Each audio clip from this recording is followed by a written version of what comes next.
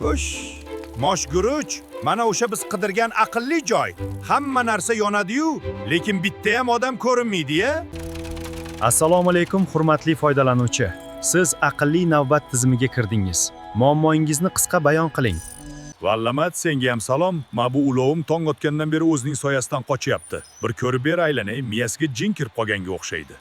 Tahlil natijasi: eshagingizning mantiqiy chipi eskirgan. Yangilash uchun 40 yil navbatda turish kerak. 40 yil?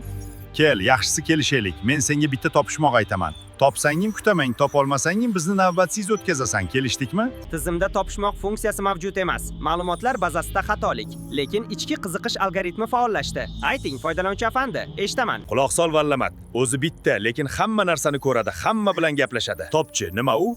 Sening temir miyang buni hazm qila olarmikan? bip bop bip. Tahlil ketmoqda. Hisob kitob.